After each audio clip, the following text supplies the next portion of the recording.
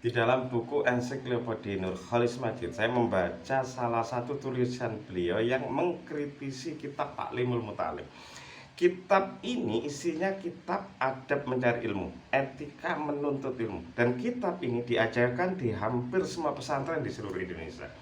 Yang membuat Nurcholish Madjid menulis ini karena dalam salah satu doktrin kitab tersebut itu berisi larangan santri untuk membantah gurunya. Jadi yang paling ditakutkan santri adalah ketika gurunya kemudian marah, terus kemudian berkata begini, ilmumu tidak manfaat, begitu katanya. Beliau mengutip perkataan Mukti Ali, pola hubungan seperti ini akan membuat santri tidak kreatif, tidak produktif, karena tidak akan pernah berani melampaui pendapat gurunya. Padahal masih menurut beliau, Imam Ghazali sendiri itu menyelisih pendapat gurunya di 6.000 persoalan. Beliau juga mengatakan Imam Syafi'i itu banyak menyelisih pendapat gurunya, yakni Imam Malik. Bahkan beliau juga mengutip perkataan Kiai Haji Hasyim Asy'ari yang mengatakan ada begitu banyak perbedaan pendapat antara Imam Hanafi dan Imam Malik, meliputi 14.000 permasalahan. Pertanyaannya kemudian, benarkah klaim dari Nurcholish Madjid ini orang-orang pesantren atau santri-santri itu tidak kreatif karena adanya kitab ini? Saya nggak tahu untuk menjawabnya seperti anak. Ini ada beberapa yang sepertinya menurut saya fakta ya. Ini ya, ada jargon-jargon yang sangat terkenal di dunia santri atau dunia orang Nahdliyin ya. Opo jari kiai, derek kiai, nunut sarungi kiai dan seterusnya ya.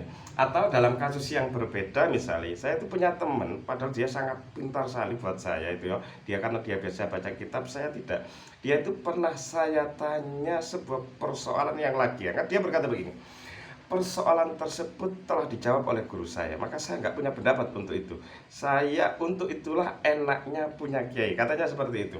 Atau dalam kasus yang berbeda, ada sebagian orang Nahdliyin, sebagian ya, itu yang ketika menemui mau memecahkan sebuah masalah, mereka mencari masalah tersebut jawabannya itu di pendapat-pendapat gurunya, kiainya, dan ulamanya dan seterusnya di kitab-kitab mereka. Padahal bisa jadi fatwa ulama tersebut, kiai tersebut itu kan menjawab tantangan zamannya. Artinya andai kata mereka hidup saat ini dengan tantangan yang berbeda, bisa jadi jawaban mereka itu bisa berbeda. Kecuali begini, kita itu mengambil pendapat mereka itu bukan pendapatnya, tapi bagaimana cara mereka menyiasati, menyikapi. Nah, kita tiru pola pikirnya dalam menghadapi situasi zaman. Nah, ini baru.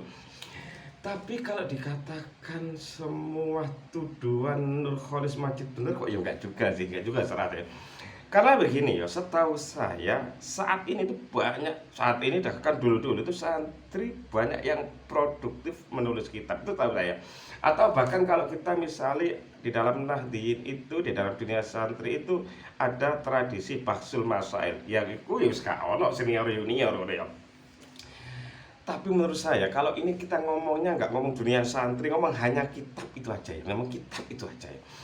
Kitab itu kan kitab tentang etika di dalam belajar, yang isinya salah satunya doktrin dilarang membantah. Artinya harus percaya gitu kan. Sebenarnya kita nggak usah ngomong tentang ilmu apapun, ngomong ilmu agama, tapi ngomong ilmu apapun. Kalau seorang pelajar, modal awalnya harus percaya, harus percaya. Kalau udah pinter baru, kalau berangkat belajar itu modalnya awalnya itu harus percaya. Orang SD ya harus percaya, orang SMP harus percaya, orang SMA baru ada pertanyaan iya, tapi kalau membantah jangan dulu. Itu saja kalau masih kosong ya. Jangankan masih kosong, kalau udah isi, tapi yang memberi pelajaran kita ilmunya jauh lebih, itu mendingan ya memang jangan pekat.